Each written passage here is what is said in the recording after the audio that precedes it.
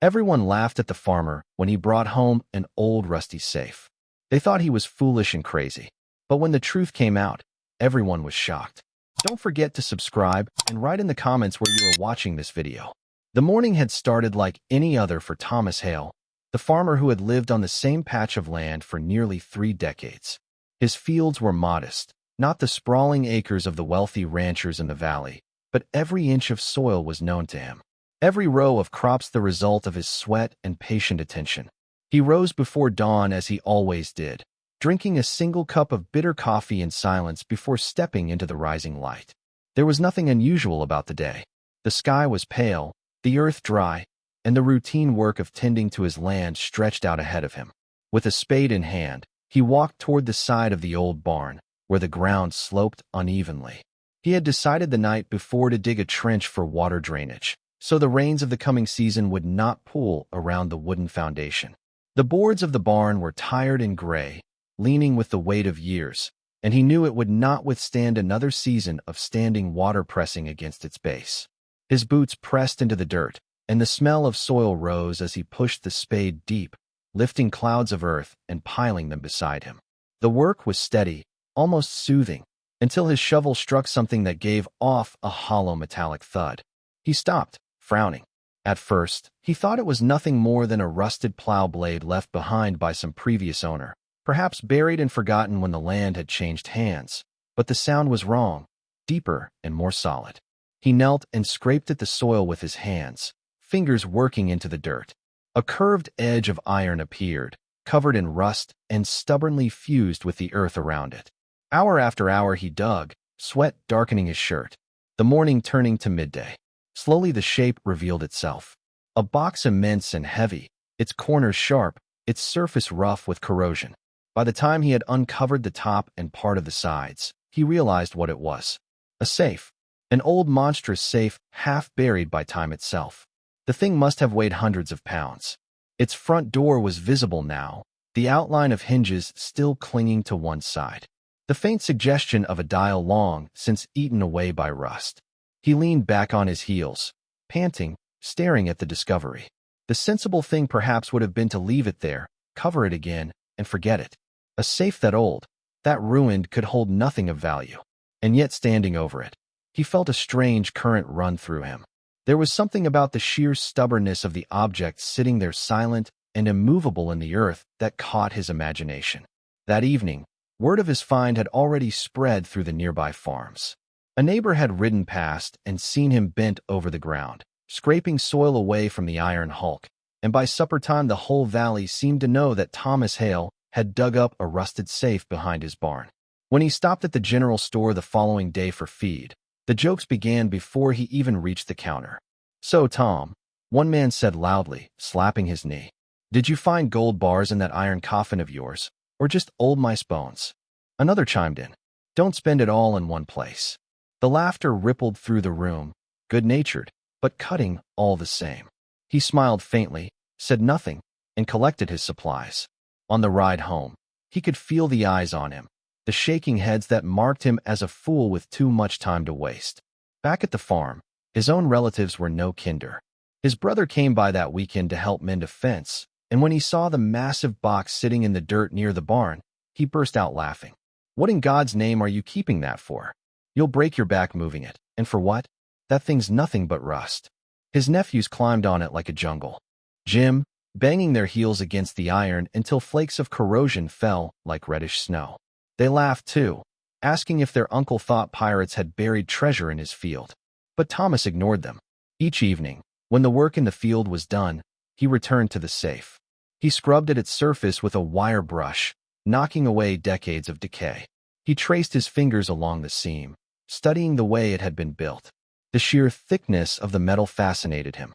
Even under the rust, it was solid, more solid than any modern container. The lock was beyond saving, fused into a single block. But he was less concerned with what might be inside than with the safe itself. Something in his bones told him this was not a piece of junk. It was a challenge, a puzzle waiting to be solved. Each day, as others mocked, he felt his resolve deepen. Where they saw a coffin of iron, he saw the possibility of life.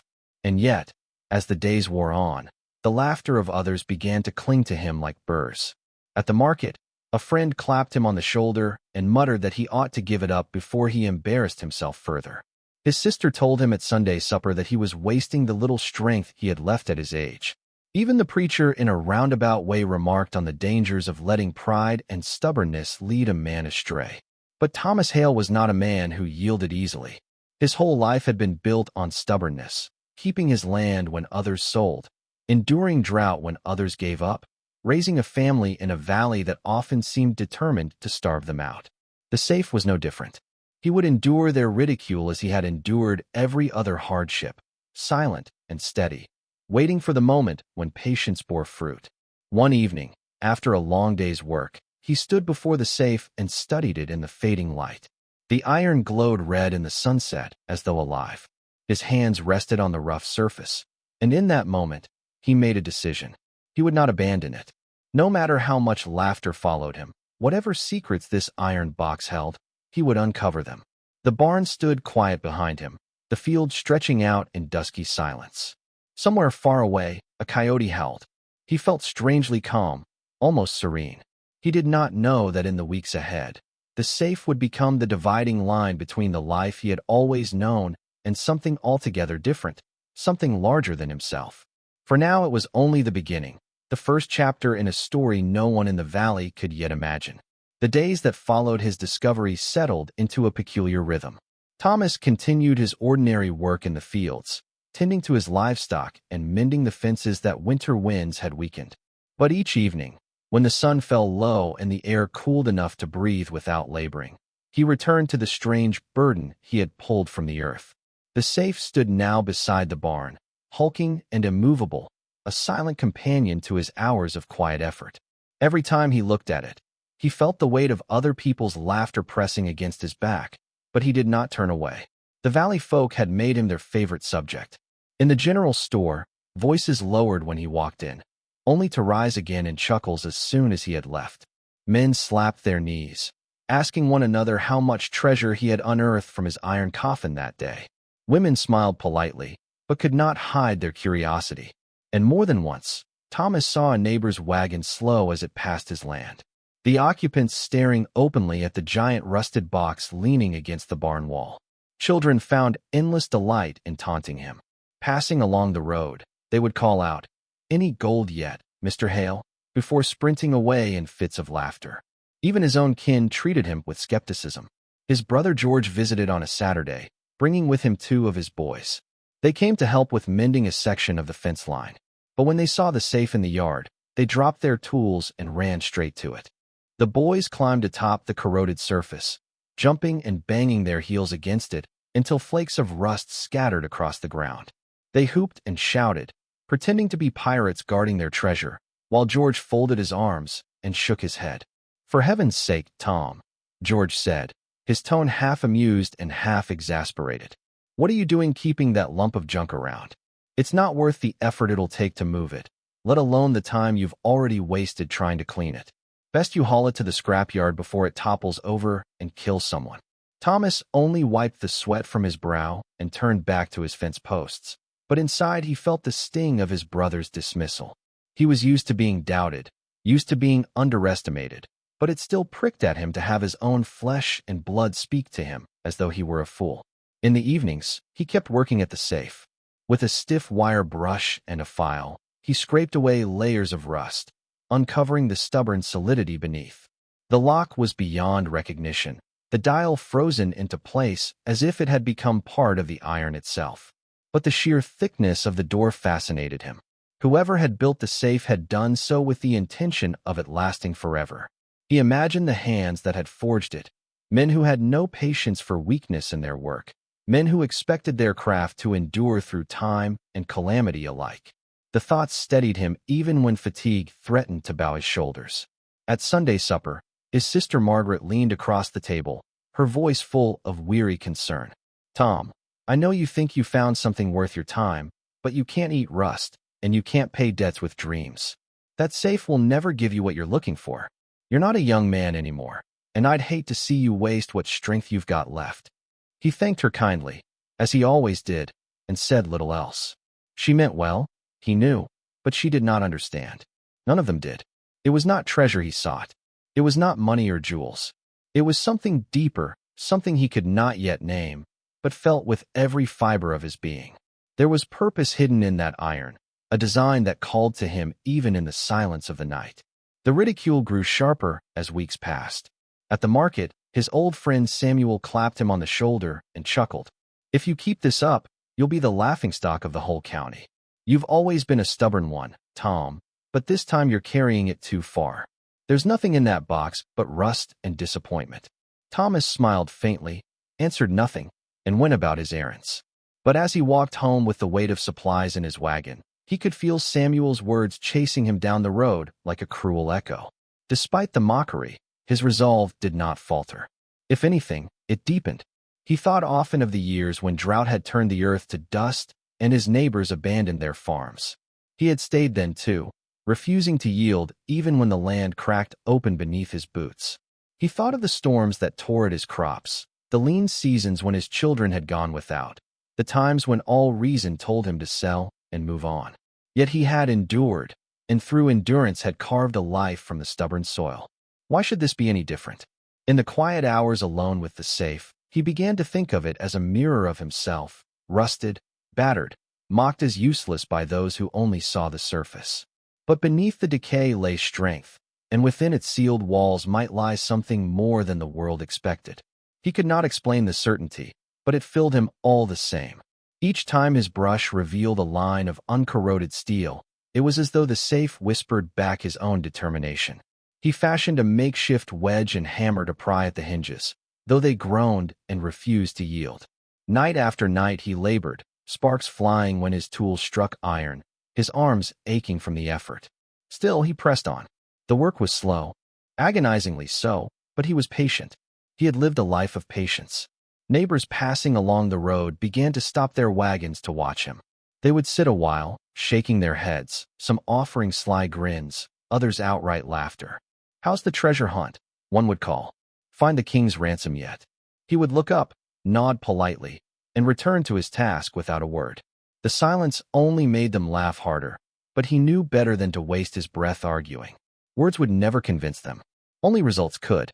At times, even Thomas wondered at himself. Standing in the dusk, hands blackened with rust and oil, back bent from hours of work, he asked the empty fields why he was doing this. No voice answered, only the whisper of wind through the dry grass. Yet when he looked again at the hulking mass of iron, he felt the answer was already there, hidden behind its sealed door. He could no more abandon it than he could abandon his own land.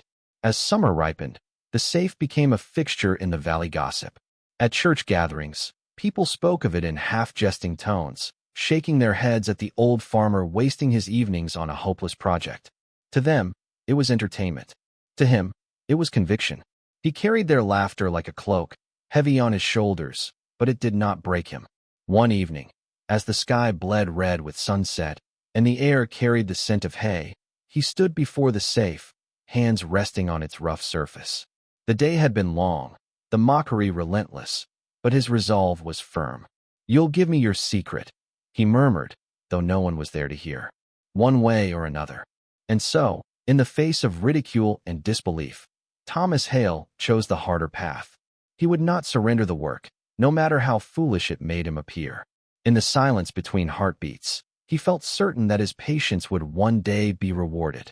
The safe, like the land itself, would reveal its worth to the man willing to endure when all others turned away. The summer stretched on, long and heavy with heat, and still the safe stood beside the barn like some stubborn relic of another age. Thomas Hale worked at it steadily, never rushing, never allowing the jests of his neighbors or the worried looks of his kin to sway him from his path. Each evening after his farm work was complete, when the animals had been tended and the last row of crops watered, he returned to the hulking iron box. His tools were simple, a hammer, a wedge, a file he had bought from the blacksmith years ago, and his own unyielding determination.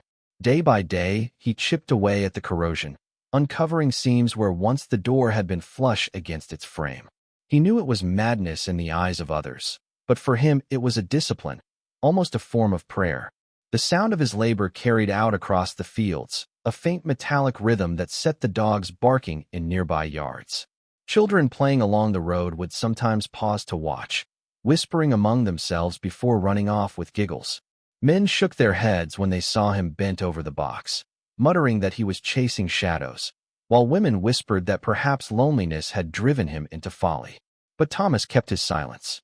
He had learned long ago that no man earned respect through explanations. Respect came only when deeds stood undeniable. At last, after weeks of patient work, one of the hinges groaned and shifted under his relentless strikes. It was not much, just the faintest movement, but it sent a jolt through him, stronger than any laughter could diminish. Encouraged, he worked harder, sweat streaming down his back, his arms trembling with fatigue.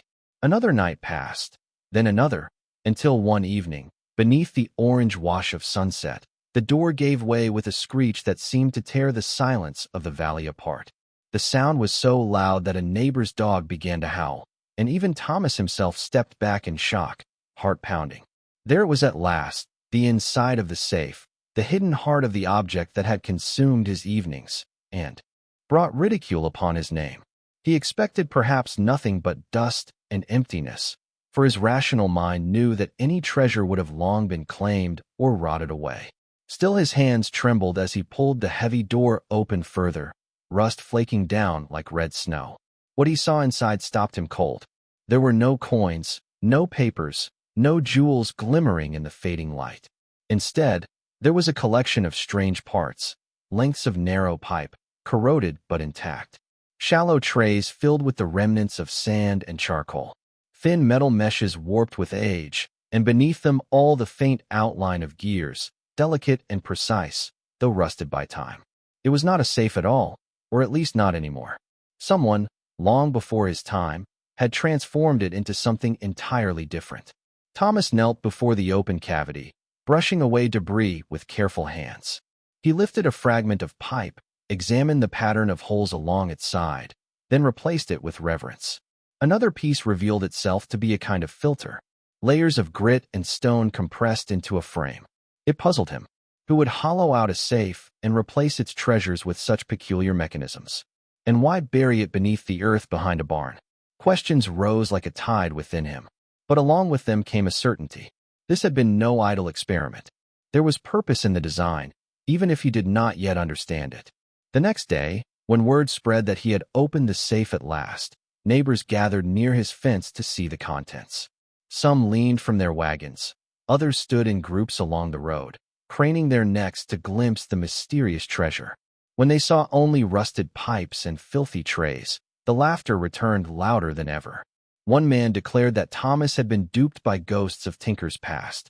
Another that he had wasted a season of evenings for the sake of junk. Even his relatives came to witness, shaking their heads with pity. But though their ridicule stung, Thomas felt no despair. He had looked inside the safe and seen more than rust. He had seen intent. The arrangement of parts was not random. The gears, though stiff, were finely made. The sequence of trays suggested a system, a flow. He thought of the way water trickled through the soil after rain, carrying with it silt and clay until it cleared as it seeped deeper. The safe's contents seemed to mimic that natural process, capturing impurities, guiding liquid through one stage to the next. Could it be, he wondered, that someone had fashioned a machine for cleaning water? That thought took hold of him with a force he could not resist. The valley had always lived at the mercy of water, too little in the summers, too dirty in the floods of spring, sometimes poisoned with algae or tainted with dead leaves and animals. He had seen calves die after drinking from stagnant puddles, and children fall ill when the wells grew cloudy. What if the strange contraption hidden in the safe was designed to solve that very problem? What if it was not folly at all, but foresight? In the evenings, he began to experiment. He carried buckets of water from the creek, poured them through the trays, and watched as the liquid seeped through layers of sand and charcoal. The results were rough, uneven, but undeniably different. The water that emerged was clearer, stripped of the mud that had clouded it. His heart beat faster as he realized he might be standing at the edge of discovery. The laughter of the neighbors reached his ears still, and perhaps even louder now that they believed the safe's secret had been laid bare as nothing but scrap. But Thomas had stopped listening.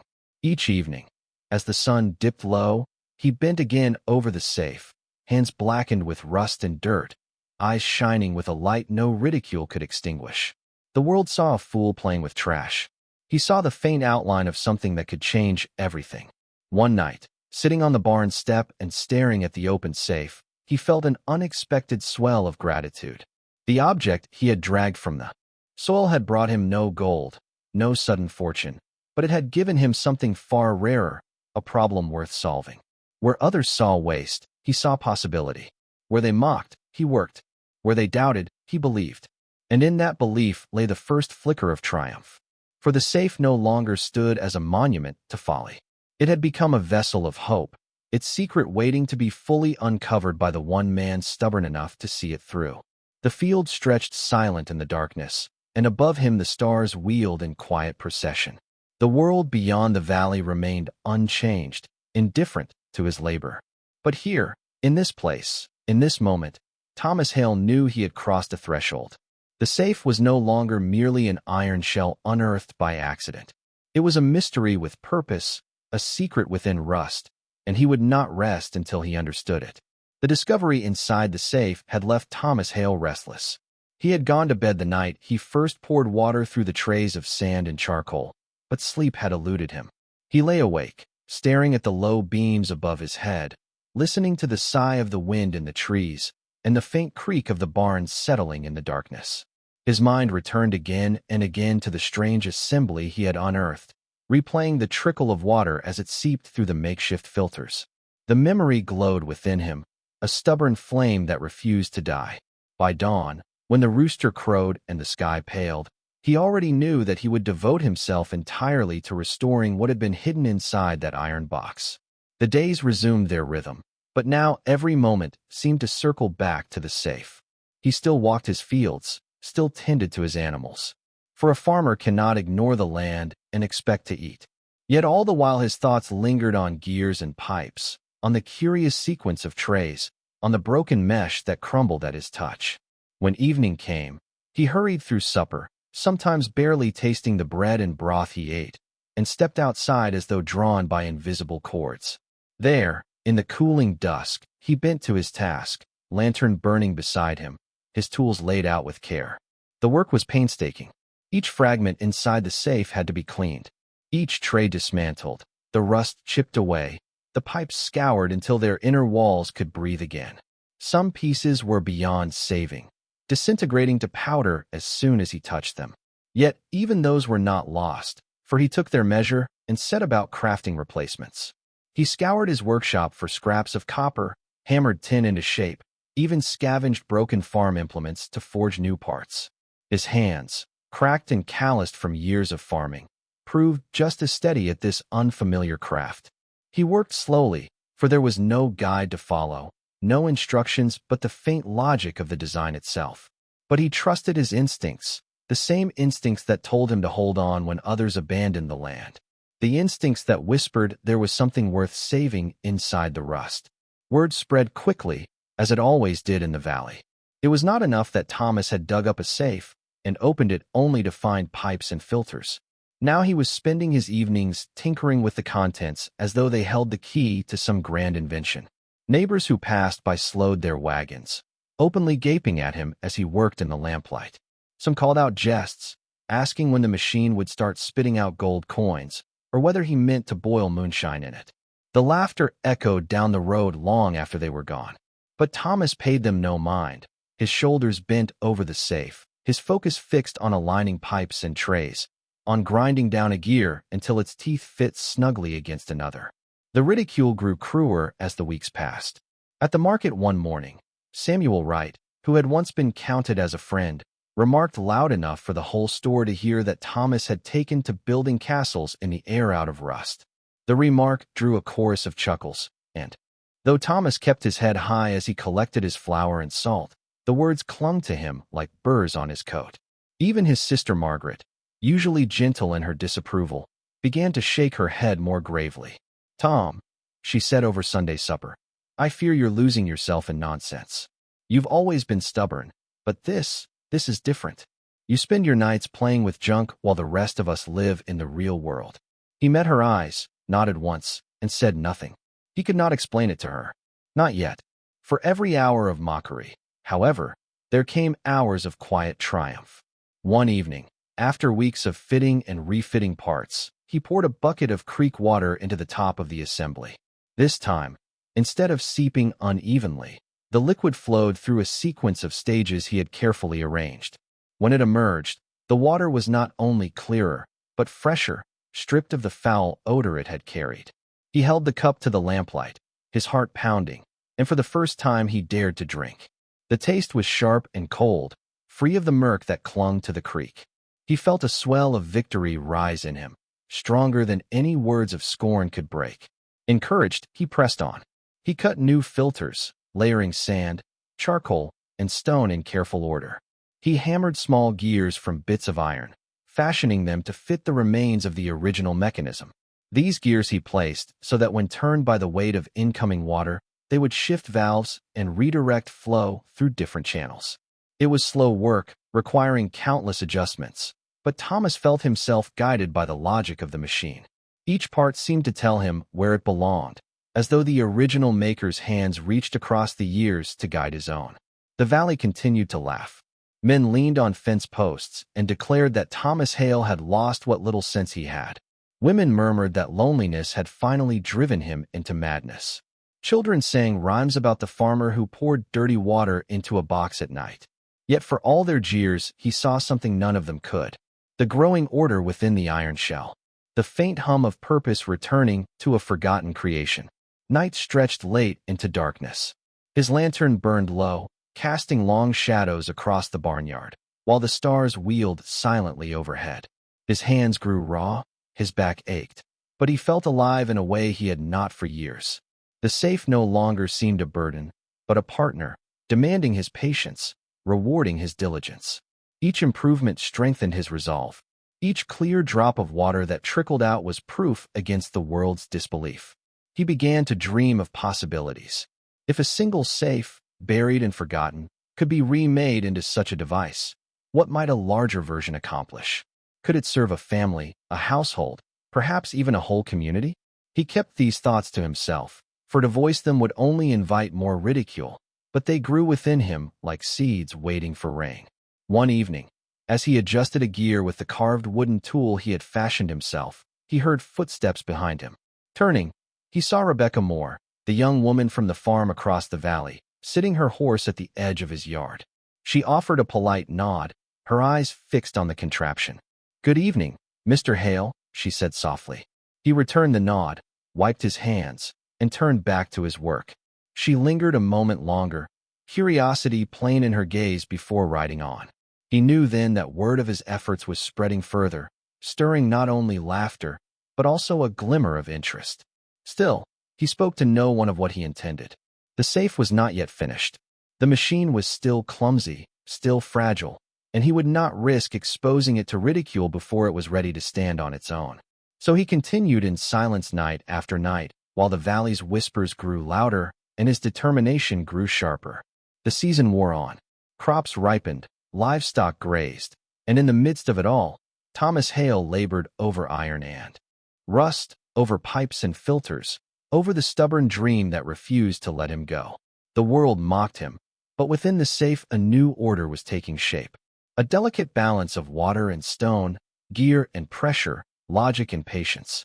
What had been a husk of iron was becoming something else entirely, something alive with purpose. And though none around him could yet see it, Thomas knew that the work of restoration was not folly. It was the beginning of a revelation, one that would in time silence every laugh and vindicate every hour he had spent bent over the iron shell. For in the heart of rust and ridicule, something extraordinary was stirring, and he alone had the patience to bring it forth. The weeks slipped into months, and as Thomas Hale continued his nightly work on the strange machine that had grown out of the gutted safe, the valley itself began to change. The rains, once steady and reliable, grew scarce. A dry heat settled over the land, stretching each day longer than the one before, as though the sun had made its home directly above the fields. The grass on the hills browned and withered. The air turned brittle and sharp with dust, and the ground beneath a man's boots cracked like old porcelain.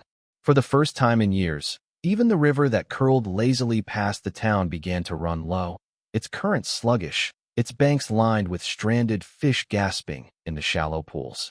At first, no one worried. Summers could be hot and dry, and the valley folk had endured them before. They laughed at the heat, waved away the dust, and told stories of worse seasons from their grandparents' time. But by the second month of relentless sun, a shadow crept across their easy confidence. Wells that had served for generations dropped lower with each passing week. Buckets hit mud before they hit water, and the liquid that did come up carried with it a foul smell. A tang of sulfur that made cattle balk and children gag. The laughter that had once followed Thomas's nightly labors with the safe now faltered, replaced by unease. At first, it was only muttered complaints at the store, farmers comparing the levels of their wells, mothers whispering about children with stomach pains. But soon, it became undeniable. Livestock fell ill from drinking stagnant puddles. Families began hauling water from farther and farther away, paying dearly in time and effort for every barrel they could carry.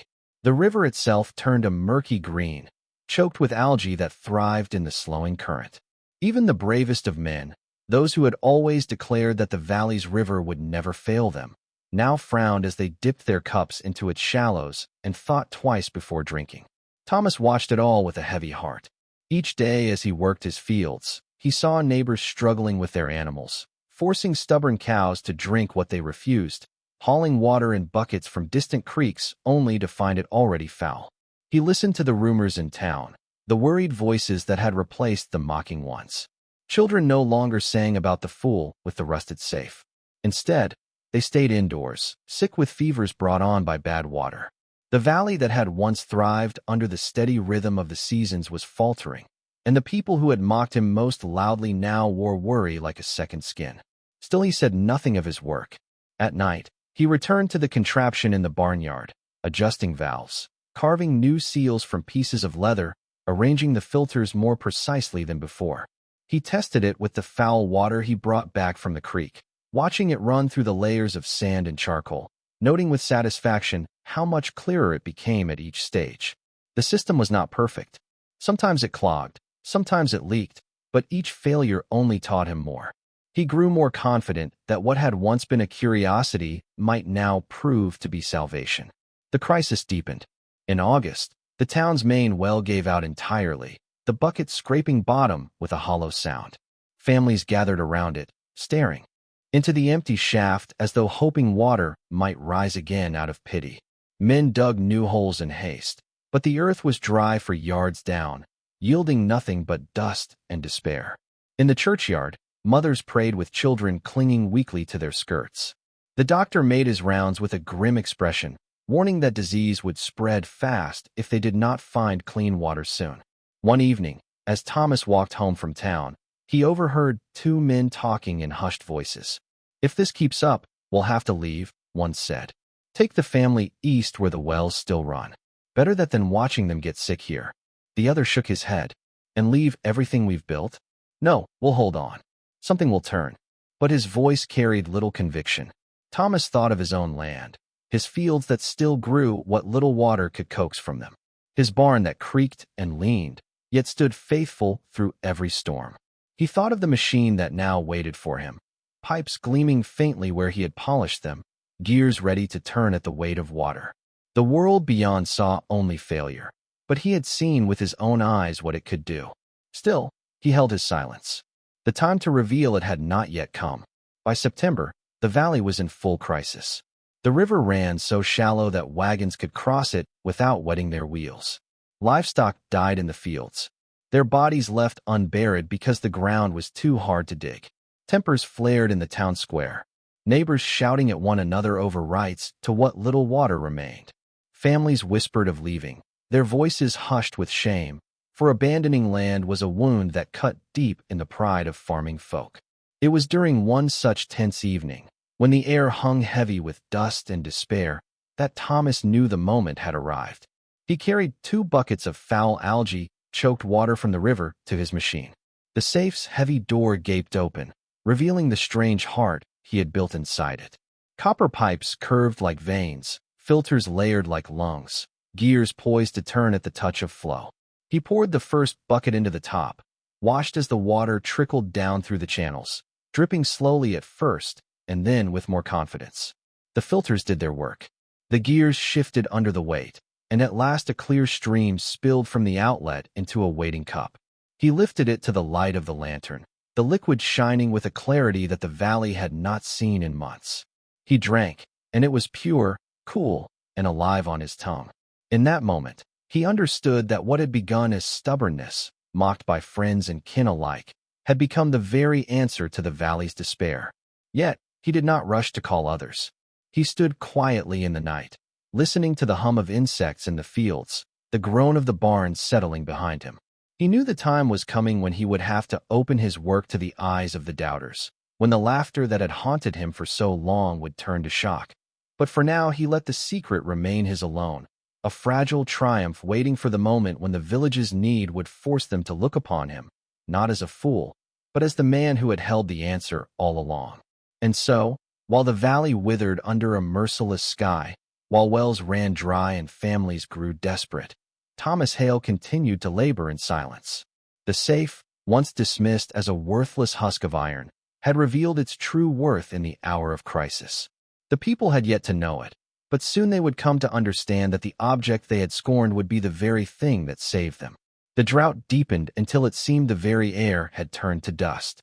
Each morning when Thomas Hale stepped out of his house, the horizon wavered in the heat like a mirage, and the earth beneath his boots gave off a hollow, brittle sound, as though it might shatter under the weight of his steps. The cattle in neighboring fields grew gaunt, their ribs showing plainly, and their low moans carried across the valley like the tolling of bells. Even the strongest farmers, men who prided themselves on endurance, moved with slumped shoulders and hollow eyes.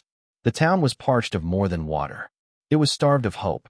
It was in this atmosphere of desperation that whispers began to circle about Thomas.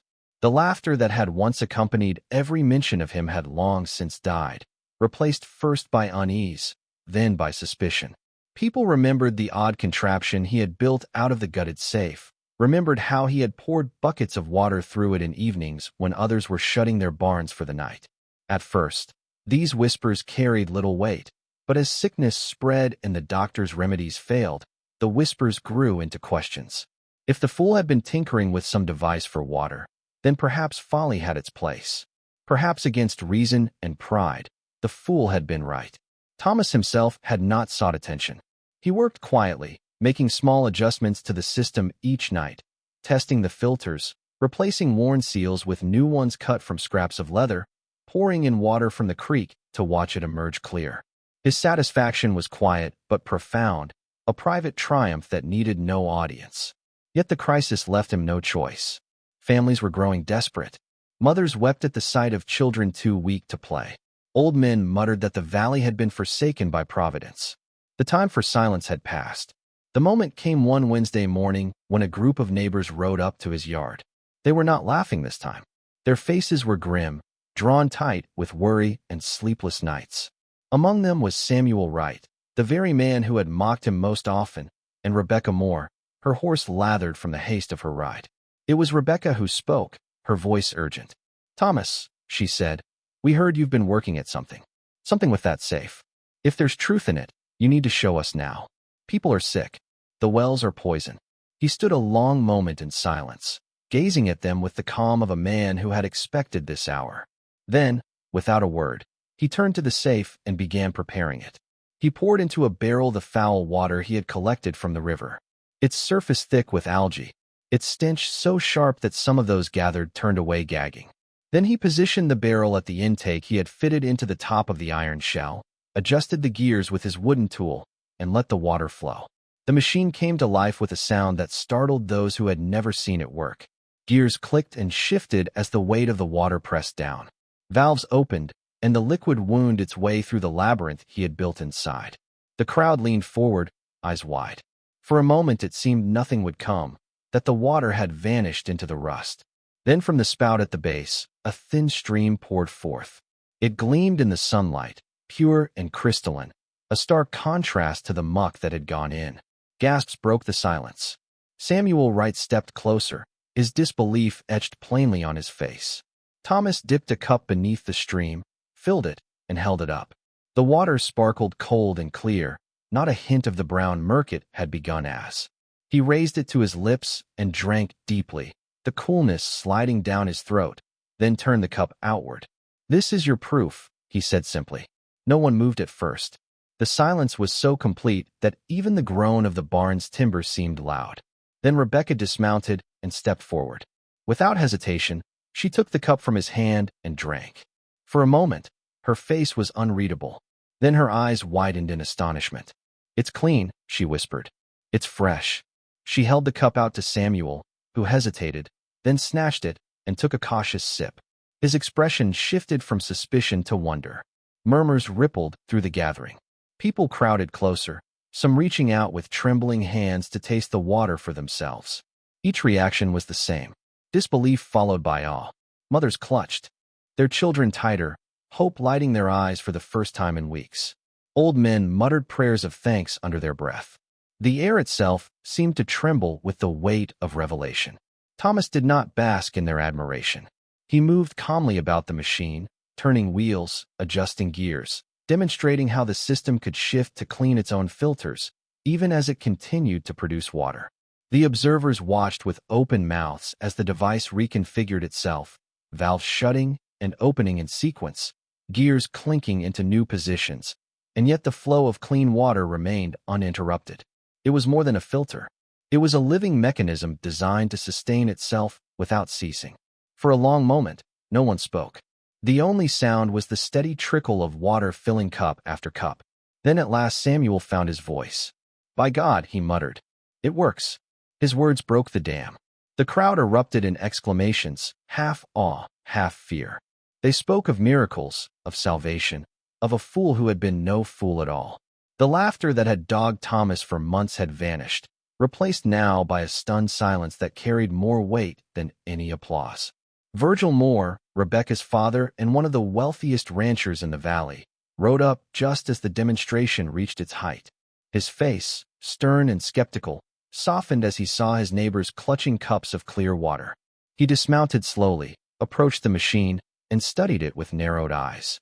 "What in God's name have you done, Hale?" he demanded, though his voice lacked the sharpness it once carried. "I've built a way to give us water when the wells are dry and the rivers foul," Thomas answered. His tone was steady, almost gentle, as if speaking to a man who had not yet accepted what stood plain before him. Nothing more, nothing less. Virgil looked at him long, then turned his gaze to the water. He did not drink, but his silence said enough. He too understood what this meant. In a land where water meant survival, power had shifted in an instant. The demonstration ended with no fanfare. People lingered, unwilling to leave, their faces alight with a mixture of gratitude and unease. When at last they departed, carrying word of what they had seen to every corner of the valley, Thomas remained alone with his machine. The safe that had once brought him ridicule had now silenced every laugh. It stood humming softly, dripping clear water into the trough, its iron walls gleaming faintly in the afternoon sun. That night the valley buzzed with talk of him. Families gathered at supper tables, whispering of the marvel that had turned dirty river water into something fit to drink. Mothers told children the fool had saved them, while fathers frowned, calculating what it meant for the balance of power. For generations the valley had relied on wells and rivers, their scarcity binding the people to the wealthiest landowners. Now one man, stubborn and solitary, had broken that bond with an invention born of rust and ridicule. As Thomas lay in bed, listening to the night sounds through his open window, he knew the days ahead would not be easy. Awe and gratitude would soon give way to fear and envy.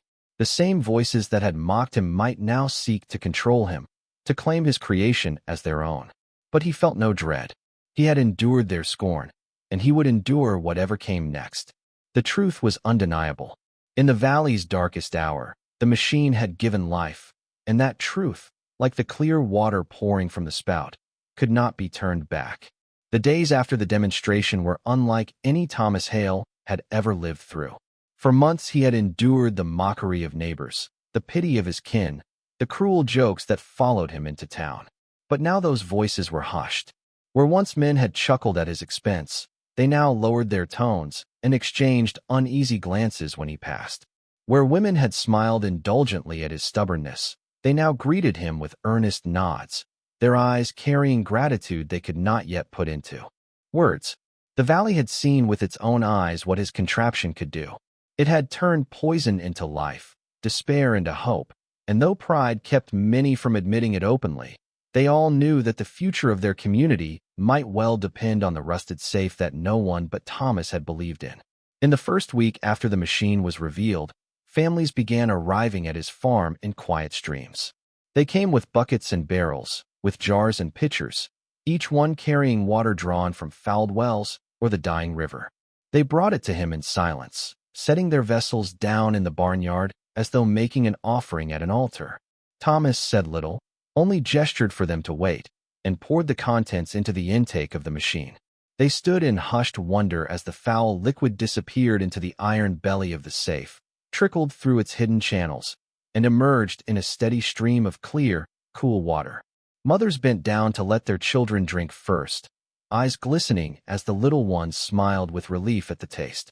Old men, hardened by years of work and loss, swallowed slowly and nodded, unable to mask the tremor in their hands. Word spread quickly. Soon there was a line each morning at Thomas's farm, wagons stretching down the road, families waiting their turn to collect water. The barnyard became a place of gathering filled with the murmur of voices that only weeks before had spoken of him as a fool. Now they spoke of salvation, of gratitude, of wonder at what he had accomplished. Some offered payment, thrusting coins into his hand, but he always shook his head and refused. "This isn't for sale," he would say, his voice calm but firm. "It's for all of us." And though pride bristled in some, no one argued, for they knew he was giving them more than money could ever buy. The transformation of the valley was swift. Illnesses that had spread through the children abated as families drank the purified water. Cattle, once refusing to touch the stagnant pools, drank eagerly from troughs filled with the clear flow of Thomas's machine. The doctor himself came one afternoon, skeptical and stern. But when he tested the water with his own instruments and found it pure, his sternness broke into awe. "You've done more good here than all my medicines," he admitted quietly, and Thomas only nodded in reply. Yet admiration was not the only response. In the corners of the town, in whispered conversations at the store in the churchyard, unease simmered. Men who had long controlled the valley through land and wells now felt the ground shift beneath them. Virgil Moore, in particular, whose vast ranch and deep wells had once made him the unchallenged pillar of the community, found his authority waning. He had come to Thomas once before with the intention of buying him out, confident that money could settle any matter. But now he knew such confidence was folly. The machine had already passed beyond the reach of his purse. The people had seen it, had tasted its gift, and they would not suffer to see it bought and hidden away. Still, Virgil was not a man to yield easily. He watched and waited, calculating in silence, his eyes hard with a mixture of envy and fear. For Thomas, life itself seemed transformed. Where he had once walked with the weight of ridicule pressing on his shoulders, he now walked with a strange lightness, though it was not pride that carried him. Rather, it was the quiet knowledge that his patience had borne fruit, that his refusal to yield to scorn had delivered something far greater than vindication. Each face he saw at his farm, each child who laughed as they drank, was proof enough. He had not been wrong to hold on when the world mocked him. Rebecca Moore visited often in those days, sometimes on horseback, sometimes walking alongside her brothers as they carried barrels to be filled. Unlike many others, she asked questions. She wanted to know how the gears worked, how the filters cleaned themselves, why the water flowed so evenly. Thomas explained only as much as she could understand, showing her how the weight of water set the system in motion, how the gears shifted valves to keep the flow steady, how the filters refreshed themselves without halting the stream. She listened intently, her eyes shining, not with greed or calculation, but with genuine curiosity. In her he saw something different, a mind that sought knowledge rather than control. Autumn came, and with it a gentler sun, but the wells did not recover. The land remained dry, the river still sluggish and tainted. Without Thomas's machine, the valley would have withered, its people scattered to distant towns in search of survival. Instead, they endured, gathering each day at the Hale farm. Their community reshaped around the steady trickle of clean water. It was a strange reversal. The man once shunned as a fool had become the center of the valley's life. His barnyard, a place where hope flowed as tangibly as water itself. One evening, as he sat on the barn step, watching the last of the families depart with their filled barrels, Thomas felt a quiet peace settle over him. The safe stood beside him, no longer a relic, but a monument to perseverance. Its iron walls, once scorned as worthless, had become the vessel of life itself. He thought back to the day he had struck his spade against it in the soil, how laughter had followed him from that moment forward, and he allowed himself the faintest of smiles. They had called him a fool, but in the end, it was the fool who had saved them all. In time, he knew others would try to copy his work. Men like Virgil Moore would not rest while another held what they craved. There would be struggles ahead, battles of pride and power. But whatever came, the truth could not be erased. The safe had proved that within the most unlikely shell, hidden beneath rust and ridicule, there could lie the key to survival. It had become more than a machine. It was a symbol, a reminder that faith and patience, even in the face of scorn, could turn the worthless into the priceless. As the stars blinked awake above the valley, Thomas rose and poured one last bucket of foul river water into the intake. He watched the gears stir, the valves shift, the filters breathe in rhythm. The stream that spilled forth was clear as glass, steady as a promise. He dipped his hand into it, lifted the water to his lips, and drank. It tasted of triumph, of vindication, of hope reborn. And so the valley endured, not by the strength of its wealthiest men, nor by the force of tradition, but by the quiet labor of one stubborn farmer who had seen value where others saw rust. In the heart of the drought, in the shadow of despair, Thomas Hale had given them life. And the safe, once mocked as a useless coffin of iron, now stood as a fountain of salvation, its worth beyond measure. If you enjoyed the story, don't stop here. Hit subscribe so you never miss the next unbelievable twist. Tap the bell to stay ahead of the crowd, and check out the other videos waiting for you. Each one even more shocking than the last. And if this story left you thinking, share it with your friends and family. Let them be stunned right along with you.